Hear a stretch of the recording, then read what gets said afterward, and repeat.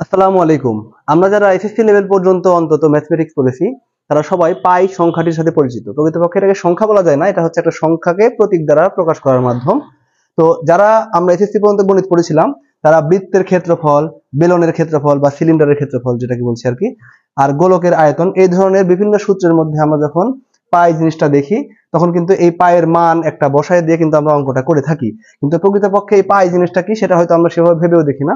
আজকে আমরা জানার চেষ্টা করব পাইটা আসলে কি এবং এটা কিভাবে আসছিল। পাইটা হচ্ছে একটা বৃত্তের পরিধি এবং ব্যাসের অনুপাত। যে কোনো বৃত্তের পরিধিকে তার ব্যাস দিয়ে ভাগ করলে পাই পাওয়া যায়। এটা যে কোনো বৃত্তের ক্ষেত্রে, বৃত্তটা বড় হোক বা ছোট হোক, সেই বৃত্তের পরিধিকে যদি আমরা ব্যাস দিয়ে ভাগ করি তাহলে আমরা পাইটা পাই। আমরা একটু দেখাতে পারি এখানে বিষয়টা।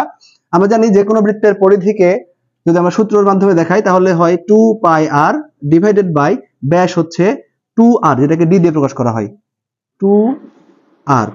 তাহলে এখান থেকে আর আর এবং 2 কাটা গেলে থাকে হচ্ছে পাই। তো মূলত আমাদের হচ্ছে পাইটা এভাবে এসেছিল। এখন কথা হচ্ছে এই পাইটা কিভাবে আসলে আসলো, এটা কিভাবে আবিষ্কার করা হয়েছিল। এটার আবিষ্কার মূলত কিন্তু প্রায় 2000 বছরেরও বেশি আগে। কিন্তু মূলত 2000 বছরের মতো আগে আর্কিমিডিস সর্বপ্রথম এই জিনিসটাকে জ্যামিতিকভাবে ব্যাখ্যা করার চেষ্টা করেন।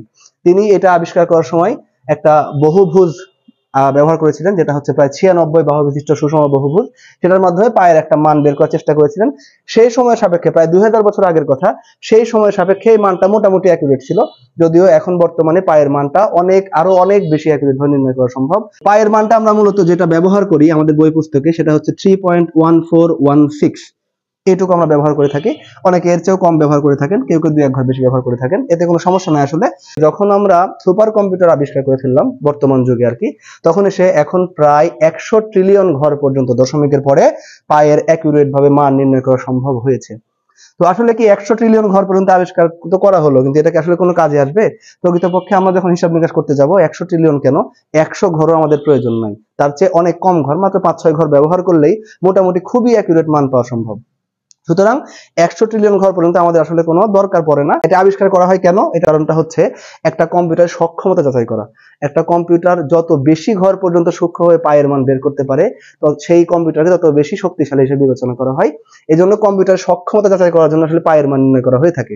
তো যাই হোক, এই ছিল মোটামুটি পায়ের ইতিহাস।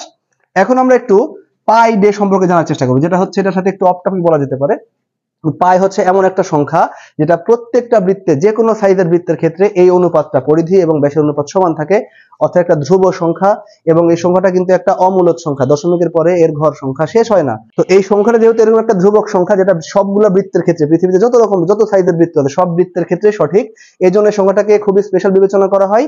এবং 1988 সাল থেকে মার্চ মাসের 14 তারিখকে পাই দিবস হিসেবে ঘোষণা করা হয় এবং পালনও করা হয়।